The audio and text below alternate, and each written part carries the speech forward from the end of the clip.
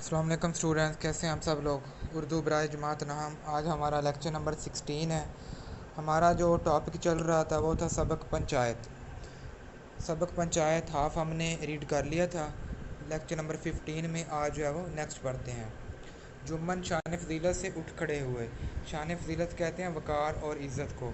पंचो और बोले, पंचो मैं खाला जान को अपनी माँ की बजाय समझ, यानी कि वो कहते हैं कि जो मेरी खाला हैं वो मेरी माँ के बराबर हैं और इनकी खिदमत में कोई कसर नहीं रखता। हाँ, औरतों में ज़रा अनबन रहती है। अनबन कहते हैं लड़ाई को। इसमें मैं मजबूर हूँ। औरतों की तो ये आदत ही है, मगर माहवार रुपया देना मेरे काबू से बाहर है। वो कहता है औरतें तो आपस में लड़ती रहती हैं, लेकिन महीने भर का जो खर्चा देना वो मेरे बस में नहीं है। खेतों की जो हालत है वो किसी से छुपी नहीं है, क्योंकि खेतों से आमदनी नहीं हो रही।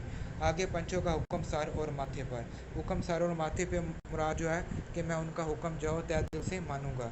अलगू को आए दिन अदालत से वास्ता रहता था। कानूनी आदमी थे, यानी कि कानून को जानते थे। जुम्मन से जिरा करने लगे। जिरा कहते हैं बहस को। एक एक सवाल जुम्मन के दिल पर हथौड़े की ज़रब की तरह लगता था। हथौड़े की ज़रब, बहुत गहरी चोट। जुम्मन हैरत में थे कि अलगू को क्या हो गया। अभी तो ये मेरे साथ बैठा कैसे मज़े मज़े की बातें कर रहा था, इतनी देर में ऐसी काया पलट होगी। काया पलट कहते हैं रुख बदलना, कि मेरी जो जड़ खोदने पर आमादा है। अच्छी दोस्ती निभाई। जिरा ख़त्म होने के बाद अलगू ने फ़ैसला सुनाया। लहजा नहायत संगीन, सख्त और तहकमाना। तहकमाना कहते हैं हुक्मी अंदाज, जिसमें हम आर्डर देते हैं किसी को। शेख जुमर पंचो ने इस मामले पर अच्छी तरह गौर किया। ज़्यादती सरासर तुम्हारी है। खेतों से मकूल नफ़ा होता है। मकूल कहते हैं मुनासिब। तुम्हें चाहिए कि खाला जान के माहवार गुजारे का बंदोबस्त कर दो, इसके सिवा और कोई सूरत नहीं। अगर तुम्हें यह मंजूर नहीं तो हिब्बानामा मनसूख हो जाएगा। जुम्मन ने फैसला सुना और सन्नाटे में आ गया और अहबाब से कहने लगा, अपने दोस्तों से कहने लगा, भाई इस ज़माने में यही दोस्ती है कि जो अपने ऊपर भरोसा करे इसकी गर्दन पर छुरी फेरी जाए। इस फैसले ने अलगू और जुम्मन की दोस्ती की जड़ें हिला दी। दोनों की दोस्ती में अब दरारें पड़ गई। तनावर दरख्त, तनावर कहते हैं मजबूत दरख्त, जो है ना हक का एक झोंका भी ना सह सका। वो अब भी मिलते थे, मगर तीरों सिपर की तरह। तीर से मुराद तीर होता है, सिपर कहते हैं ढाल, जिससे हम अपना बचाव करते हैं। जुम्मन के दिल से दोस्त की गद्दारी का ख्याल दूर ना होता था और इंतकाम की ख्वाहिश चैन न लेने देती थी।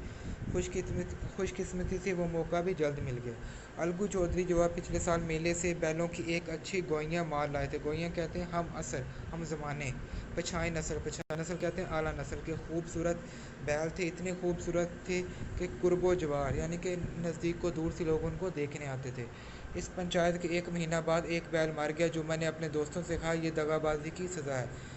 जुम्मन कहता कि अलगू ने मुझे जो है वो धोखा दिया था, उसकी सज़ा उसको मिल गई।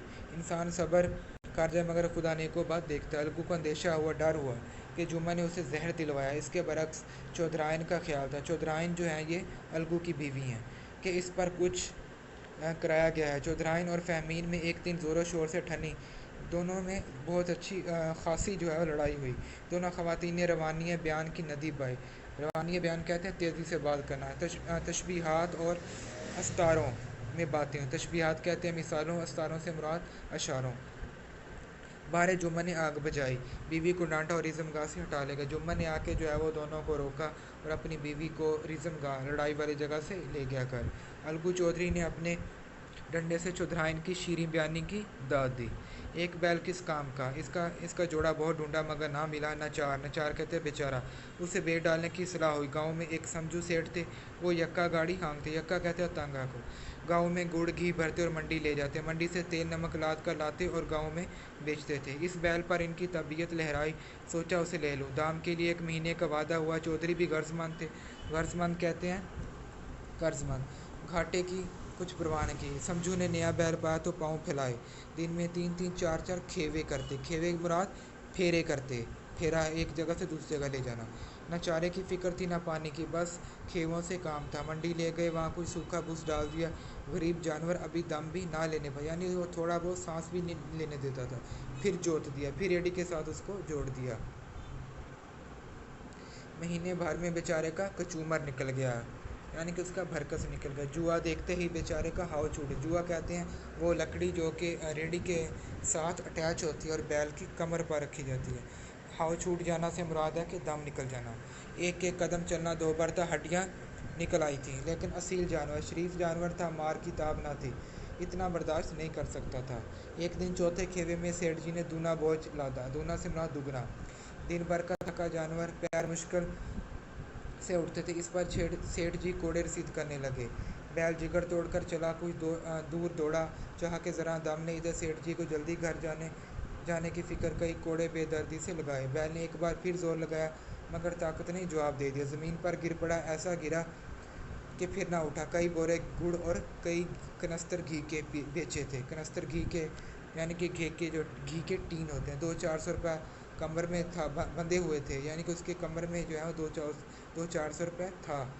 गाड़ी पर कई बोरे नमक के थे, छोड़कर जा भी ना सकते थे। गाड़ी पर लेट गए, वहीं रात जगह करने की ठान ली। रात जगह कहते हैं कि रात गुजारने की। और आधी रात तक दिल को बहलाते रहे। हुक्का पिया, गाया, फिर हुक्का पिया, आग जलाई, तापा, यानी कि आग जो ना वो हाथ गर्म किए। अपनी दानिश्त में तो वो जागते रहे। उनका ख्याल था कि मैं जाग रहा हूँ, मगर उनकी आंख लग गई। मगर जब पोप फूटी, यानी कि सुबह हुई, तो अचानक जो है वो चौंक गए, हैरान हुए, और कमर पर हाथ रखा तो थैली निधारा। थैली जो है वो गायब थी। कलेजा सुन्न से हो गया, कमर टटोली, थैली का पता ना था। घबरा कर इधर उधर देखा, कई कनस्तर तेल के भी गायब थे। सर पीट लिया, पछाड़े खाने लगे। सुबह को बा हजार खूबी खराबी घर पहुंचे। सेठानी जी ने जब यह अलमनाक हादसा सुना तो छाती पीट ली। पहले तो खूब रोई, तब अलगू चौधरी को गालियां देने लगी। हिफ्से मातकद्दम की सूझी, यानी कि अपने बचाव की सूझी, ने घोड़े ने ऐसा मनहूस बैल दिया कि सारे जन्म की कमाई लूट गई। इस वाक़या को कई माह गुजर गए। अलगू जब अपने बैल की कीमत मांगते तो सेठ और सेठानी दोनों झुलाए हुए कुत्ते पागल कुत्तों की तरह चढ़ बैठते। यहाँ तो सारे जन्म की कमाई मिट्टी में मिल गई, फ़कीर हो गए, उन्हें दाम की पड़ी है। मुर्दा मनहूस बैल दिया था, इस पर दाम मांगते हैं। आंख में धूल झोंक दी। मरा हुआ बैल गले बांध दिया। सब्र ना होता तो हमारा बैल खोल ले जाओ, महीने के बदले 2 महीने जोत लो, और क्या लोगे। इस फ्याजाना फैसले के कदरदान हजरात की भी कमी ना थी। इस तरह झड़प सुनकर चौधरी लौट आते, मगर 150 रुपये से हाथ धो लेना आसान ना था। बैल की कीमत 150 थी। एक बार वो भी बिगड़े। सेठ जी गर्म हो पड़े। सेठानी जी जज्बे के मारे घर से निकल पड़ी। सवालो जवाब होने लगे, यानी कि दोनों सेठ जी और समझू सेठ और अलगू के दरमियान एक दफ़ा खूब लड़ाई हुई, खूब मुबाहिसा हुआ। मुजादले की नौबत आ। मुजादला कहते हैं लड़ाई झगड़े को। सेठ जी ने घर में घुसकर कवाड़ बंद कर लिया। कवाड़ दरवाजे को कहते हैं। गांव के कई मुअज़्ज़ज़ आदमी जमा हो गए। दोनों फ़रीक को समझाया। सेठ समझू को दिलासा दे के घर से निकला। सलाह दी कि आपस में सर फटूल से काम ना चलेगा। सर फटूल से मुराद क्या है? लड़ाई झगड़ा। इससे क्या फ़ायदा, पंचायत कर लो, कुछ तय हो जाए, उसे मान जाओ। सेठ जी राज़ी हो गया। अलगू ने भी हामी भर ली। फैसला हो गया। पंचायत की तैयारियां होने लगी। दोनों फरीक ने गोलबंदियां शुरू कर दी। तीसरे दिन इसी सादा दरख्त के नीचे फिर पंचायत बैठी। रामधन मिश्र बोले, अब क्यों देर की जाए, बोलो चौधरी, किन आदमियों को पंच बदते हो। अलगू ने मुनकसराना अंदाज में जवाब दिया। मुनकसराना कहते हैं आजजाना। समझू सेठ ही चुने। समझू सेठ खड़े हुए और कड़क कर बोले, मेरी तरफ से शेख जुम्मन का नाम। अलगू ने पहला नाम जुम्मन का सुना तो कलेजा धक से हो गया, गोया किसी ने अचानक थप्पड़ मार दिया। रामधन मिश्र अलगू के दोस्त थे, तय पर पहुंच गए। बोले, चौधरी, तुमको कोई उज़र तो नहीं। चौधरी ने मायूसाना अंदाज में जवाब दिया, मुझे कोई उज़र नहीं, मुझे कोई मसला नहीं। इसके बाद 4 नाम तजवीज़ किए गए।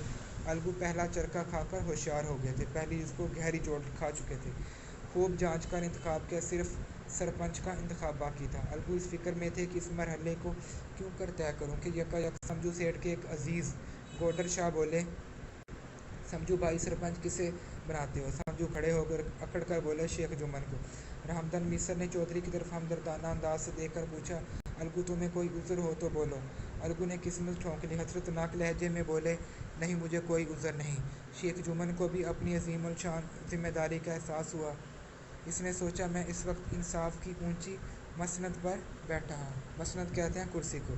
मेरी आवाज़ इस वक्त हुक्म खुदा है, और खुदा के हुक्म में मेरी नीयत को मुतलक दखल ना होना चाहिए, ज़रा भर भी। हक़ और रास्ती से जो भर टलना भी मुझे दीन और दुनिया ही में स्याह बना देगा। स्याह कहते हैं गुनाहगार। पंचायत शुरू हुई। फ़रीक़ैन ने अपने हालात बयान किए। जिरा हुई, शादें गुजरी। फ़रीक़ैन के मददगारों ने बहुत खींचतान की। जुम्मन ने बहुत गौर से सुना था, फैसला सुनाया। अलगू चौधरी और समझू सेठ पंचों ने तुम्हारे मामले पर गौर किया। समझू को बैल की पूरी कीमत देना वाजिब है। जिस वक्त बैल इनके घर है उसको कोई बीमारी ना थी। अगर कीमत इसी वक्त दे दी जाती तो आज समझो उसे वापस लेने का हरगिज़ कासा ना करते। रामधन मिश्र बोले, कीमत के अलावा उसे तवान भी लिए थे। समझू ने बैल को दुड़ा कर मार डाला। जुम्मन ने कहा, इसका असल मामले से कोई ताल्लुक नहीं। गोडर शाह ने कहा, समझू के साथ कुछ रायत होनी चाहिए, इसका बहुत नुकसान हुआ है और अपने किए की सज़ा मिल चुकी है। जुम्मन बोला, इसका भी असल मामले से कोई ताल्लुक ही नहीं है, ये अलगू चौधरी की भलमनसी शराफत पर मुनसर है। ये फैसला सुनते ही अलगू चौधरी फूले ना समाए। 1 घंटे के बाद जुम्मन शेख अलगू के पास है और इसके गले लिपट कर बोले, भैया, जब से तुमने मेरी पंचायत की है मैं दिल से तुम्हारा दुश्मन था, मगर आज मुझे मालूम हुआ कि पंचायत की मसनद पर बैठकर ना कोई किसी का दोस्त होता ना दुश्मन, इंसाफ के सिवा उसे कुछ नहीं सूझता। अलगू रोने लगे, दिल साफ हो गए। दोस्ती का मुरझाया हुआ दरख्त फिर से हरा हो गया। अब वो चालों की ज़मीन पर नहीं, हक और इंसाफ की ज़मीन पर खड़ा था।